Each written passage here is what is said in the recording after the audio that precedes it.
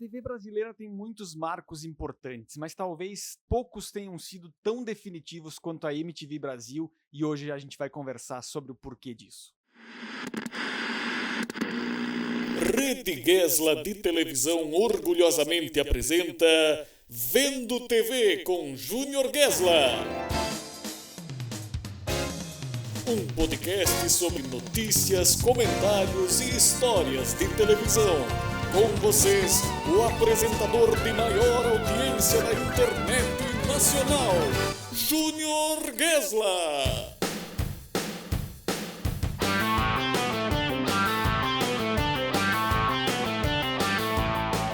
Olá, esta é a Rede Gesla de televisão e você está vendo TV com Júnior Gesla. Sejam bem-vindos a mais um episódio do nosso podcast, hoje para falar dessa emissora tão querida dos brasileiros, uma emissora que de fato revolucionou a forma de fazer televisão no Brasil e que deixou de herança depois do seu fim milhares talvez seja um exagero, né? Mas dezenas de profissionais que foram para outras emissoras e que fazem a TV brasileira até hoje, tá certo? Então vamos começar falando sobre MTV Brasil, sobre o legado dessa emissora, que essa emissora conseguiu deixar na TV brasileira. Eu vou pegar minha colinha aqui, ó.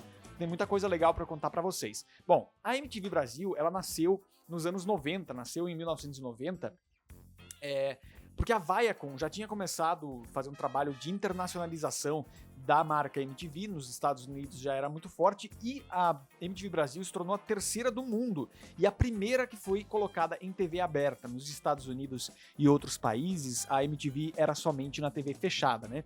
E isso também contribuiu muito para que a emissora ganhasse terreno, ganhasse público, principalmente o público jovem. Era uma emissora de nicho dentro da TV aberta, raramente dava 2, 3 pontos de audiência. Os picos de 2 pontos eram com o Marcos Mion no Piores Clipes do Mundo, lá em 2000, né? Em outros momentos da programação era um pouco mais difícil isso, mas, de uma forma geral, a emissora conseguia chamar muita atenção, tanto do mercado publicitário, quanto desse nicho de público, quanto também da parte de outras emissoras que foram contratando esses profissionais para dentro do seu quadro de funcionários. Bom, diante disso, então, nós temos a emissora começando o seu trabalho num prédio emblemático para a TV brasileira, que eram os antigos estúdios da TV Tupi, a primeira TV do Brasil, né? As primeiras transmissões de TV foram feitas de lá, e a MTV prezava muito por essa coisa de conseguir criar com o público uma conexão que ia além de emissor e receptor, né? As outras emissoras comerciais nunca conseguiram ter a representatividade que a MTV tinha para o seu público. O público jovem tinha um carinho pela MTV muito grande porque era uma fonte de referências, de tendências. A MTV ditava a moda, né? Conseguia trazer muitos pontos ali que faziam com que os jovens se identificassem de uma forma geral. Isso era desde os anos 90, né? 24 horas no ar, a emissora já nasceu assim, e totalmente focada no público jovem, principalmente com base na música, né? Aqueles clássicos do Chroma Key com o VJ em plano americano, que era algo muito forte nos Estados Unidos, traduzido para o Brasil e também trazendo muita música brasileira para sua programação. Então, além dos sucessos pop internacionais e tudo mais, a MTV abria um espaço para música popular brasileira, para esse tipo de coisa também, que foi ganhando um público cada vez maior. Os primeiros VJs são figuras que até hoje estão na TV brasileira, né? Astrid Fontinelli, Maria Paula, que fez muito sucesso no Cacete Planeta, teve na Liga da Band também, Thunderbird, outro grande clássico da MTV no seu início, Zeca Camargo, que começou na MTV, depois ficou muitos anos no Fantástico, né? São alguns dos nomes que fizeram a história da MTV Brasil lá nesse início. A Astrid, se eu não me engano, foi a primeira VJ que apareceu e também foi quem fechou os trabalhos da MTV em 2013 no último programa do mundo, que foi o jeito bem-humorado da própria MTV decretar o seu fim, né? Disque MTV, eu queria falar um pouco sobre esse programa, porque vários VJs foram revelados, já falei sobre isso, né? Comentem aqui embaixo, inclusive, quem é o seu VJ favorito dessa primeira fase da MTV, pra gente poder trocar essa ideia. Mas enfim, o Disque MTV foi um programa que ficou muito tempo no ar na grade da MTV. Começou sendo apresentado pela Astrid, a Cuca também teve uma passagem pelo Disque MTV. Adriana Lessa, não no Disque MTV, mas a Adriana Lessa, que fez a mãe do Léo no Clone e também apresentou TV Fama, foi uma das VJs da MTV também, pouca gente sabe disso. A Sabrina Parlatore, que depois saiu do Disque MTV para ir pra Band apresentar o Clipe Mania e o Território Livre, tem vídeo sobre o Território Livre aqui no canal também. Sara Oliveira, que depois foi pro Video Show, cobriu também outras coisas pelo Multishow e festivais na Globo também, a Sara Oliveira, também foi apresentadora do Disque MTV. Foi realmente um momento de um programa muito longevo da programação da MTV no Brasil e que também marca essa era da MTV como uma difusora de música no Brasil. Era uma grande rádio praticamente dentro do Brasil, com uma estrutura mais restrita, né? Trabalhava muito com chroma key e com a exibição de clipes, mas desde o início já ia trazendo alguns tons de humor ali.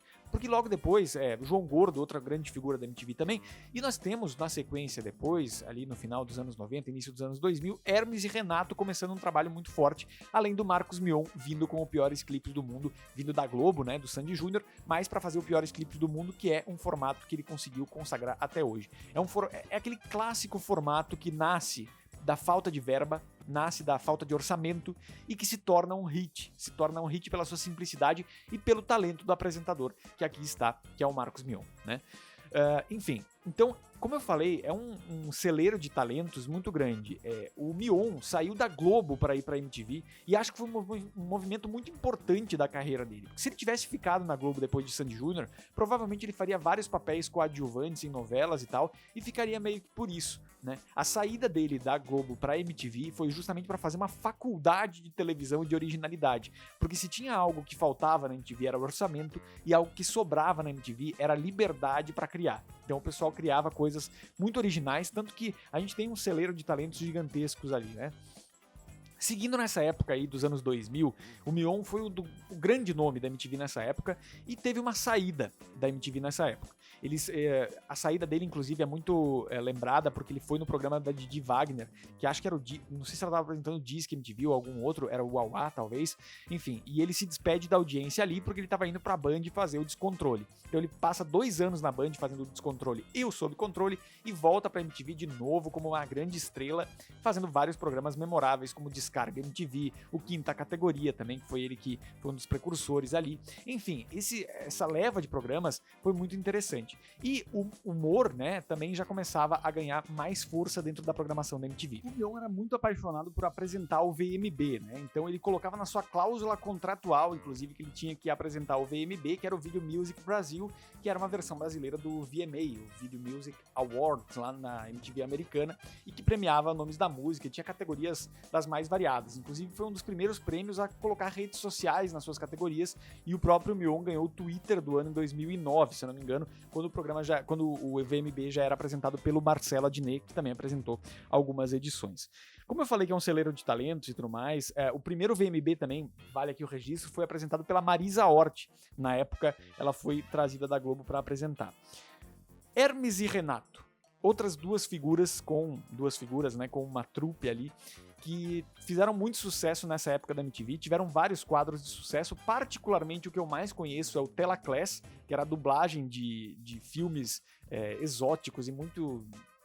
Como é que eu posso dizer assim, né, Nobário? Filmes exóticos, vamos deixar exóticos no texto aqui, porque eles dublavam com vozes muito engraçadas e faziam uma história completamente maluca, decupando 20 minutos desses filmes, né? Passava toda terça-feira e tem grandes clássicos aí, né? Como Uma Odisseia Brazuca, Boquinha de Cemitério, também uma obra do Barulho, um grande clássico também do Telaclass. Enfim, nessa época aí de 2007, eles fizeram muito sucesso com o Telaclass, tanto que tem uma legião de fãs até hoje que acompanha o programa nas versões que estão na internet até hoje. O Hermes e Renato, inclusive, foi com o Mion pra Record em 2009 e teve que mudar de nome pra Banana Mecânica, não fez muito sucesso e acabou voltando pra MTV Brasil depois também. Mas Hermes e Renato é um capítulo muito importante da história da MTV Brasil, principalmente nesse momento que começa uma virada da MTV de uma emissora essencialmente musical para uma emissora musical e de humor ao mesmo tempo. E aí o time de humor que vem agora na sequência,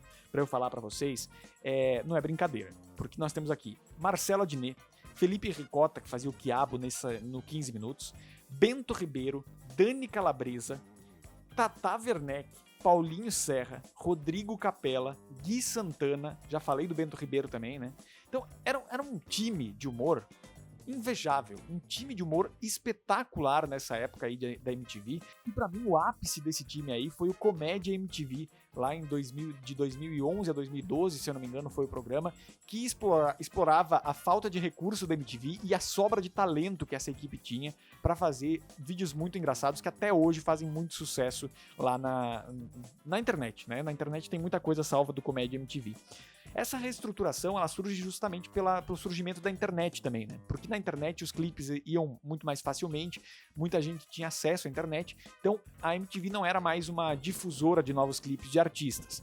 Também fazia isso, né? Também tinha seus lançamentos, mas o humor começa a ganhar muita força. Ainda na presença do Mion com o Quinta Categoria e os Barbichas que faziam junto com ele na época, e depois com os 10 Necessários, né? Que eram a Tata Werneck, o Paulinho Serra e o Rodrigo Capella, sempre com um convidado junto. Marcelo Adnet também fez muito sucesso com o 15 Minutos, depois no próprio Comédia MTV, ele era um dos redatores e tal.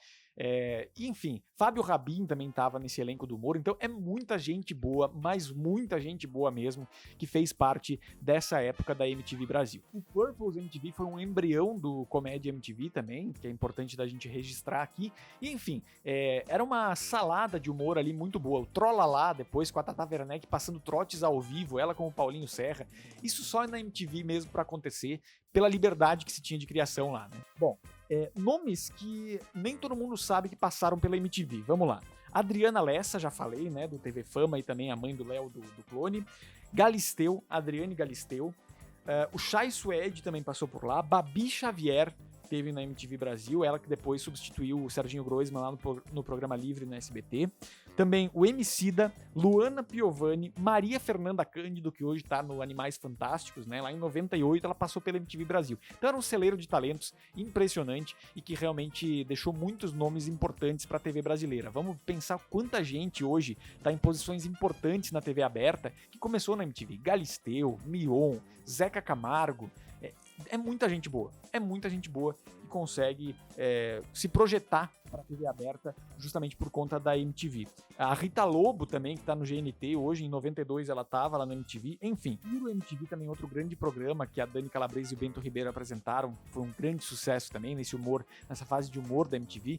Enfim, muita coisa boa passou por ali, e de 2012 a 2013 os diretores já iam avisando esse casting de talentos que provavelmente a MTV não ia conseguir continuar por conta de valores e tudo mais, e muita gente foi saindo, foi acabando ali aquela estrutura de humor gigantesca que tinha, e em 2013, de fato, a emissora acabou com muito bom humor, com um programa do Daniel Furlan chamado O Último Programa do Mundo, que era o programa que encerrava a trajetória da MTV Brasil. Depois a Viacom relançou a MTV, mas principalmente com o conteúdo americano no Brasil, e já não é mais esse canal afetivo que o Brasil tinha, né? O Brasil tinha o jovem brasileiro dos anos 90 e dos anos 2000 tinha uma conexão com a MTV, que era uma conexão de referência, era uma revista que ele queria receber todo mês e que estava dentro da casa dele através da televisão, né? A internet ainda caminhando a passos lentos, então a MTV era a internet dos anos 90 e dos anos 2000. Conteúdo rápido, cortes rápidos, esse tipo de coisa era algo muito,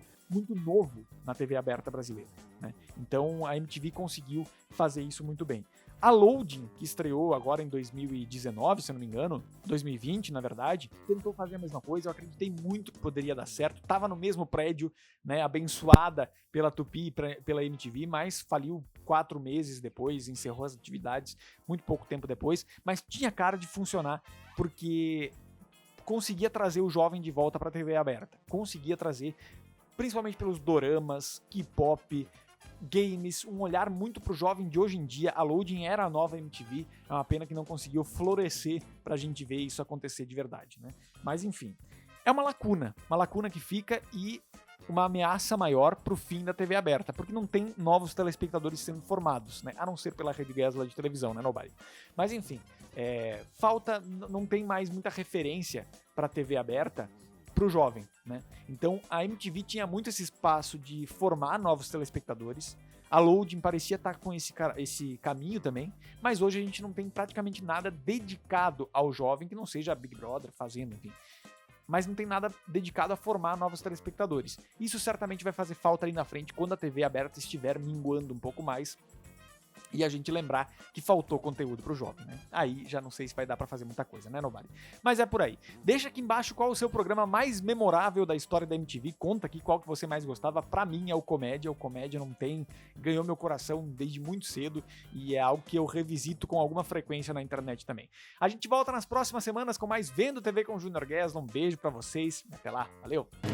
Vendo TV com Júnior Guesla.